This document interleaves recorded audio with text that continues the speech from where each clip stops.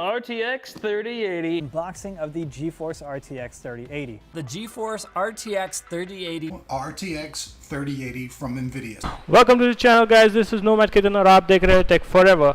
आज हम Nvidia के 3080 की अनबॉक्सिंग नहीं करने वाले हैं। आज हम बात करने वाले हैं AMD के GPU के अनाउंसमेंट के बारे में और आप कैसे पैसे सेव कर सकते हैं अपने Nvidia के ग्राफिक कार्ड्स खरीदते हुए। So let's get to it. अगर आप ये वीडियो देख रहे हैं तो आपको पता ही होगा कि Nvidia ने अपने एम्पियर आर्किटेक्चर वाले GPUs को अनाउंस किया है 3070, 3080 और 3090 को, जिनका जनरेशनल इंप्रूवमेंट बहुत ज़्यादा है बिना किसी प्राइस इंक्रीज के। ये बहुत एक्साइटमेंट वाली बात है, लेकिन Nvidia अकेली कंपनी नहीं है जो ग्राफिक कार्ड्स बनाती है। AMD का बिग नावी RDNA2 अभी बाकी है। AMD अपने CPUs नेक्स्ट जेन CPUs की अनाउंसमेंट करने वाली है 8 अक्टूबर को और अपने RDNA2 नेक्स्ट जेन GPUs की अनाउंसमेंट करने वाली है 28 अक्टूबर को। तो जो लोग बोल रहे हैं कि Nvidia ने AMD को तबाह कर दिया है, Nvidia काफ़ी आगे निकल चुका है, AMD अब बर्बाद हो चुका है, उन लोगों को अनाउंसमेंट तक रुक जाना चाहिए, क्योंकि शायद आप लोग भूल रहे हैं कि AMD ने इंटेल के साथ क्या किया है या AMD ने अपने CPUs के साथ क्या किया है। AMD ने इंटेल जैसी कंपनी को टक्कर दी है CPUs में। इंटेल जो अब तक CPUs में टॉप पे चल रही थी, CPU मार्केट को लीड कर रही थी। तो AMD को हमको एक चांस देना चाहिए और देखना चाहिए कि ये अनाउंसमेंट में क्या अनाउंस करते हैं। मुझे नहीं लगता कि AMD 3090 या 3080 को टक्कर भी दे।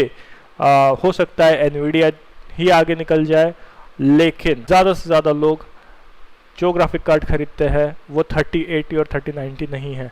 सबसे ज़्यादा लोग खरीदते हैं 3070 और 3060। जो 70 और 60 सीरीज़ है किसी भी जनरेशन की, वो सबसे ज़्यादा खरीदी जाती है।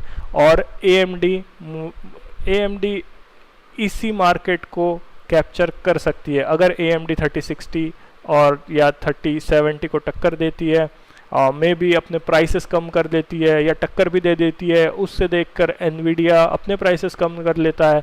इससे सबसे ज़्यादा फ़ायदा कंज्यूमर का होने वाला है, आप और मेरे जैसे लोगों का होने वाला है। तो मुझे ये लगता है कि हम लोगों को AMD के अनाउंसमेंट तक रुक जाना चाहिए और आगे 1-2 महीने उसके बाद देखना चाहिए कि प्राइसेस क्या आती है इन ग्राफिक कार्ड्स की।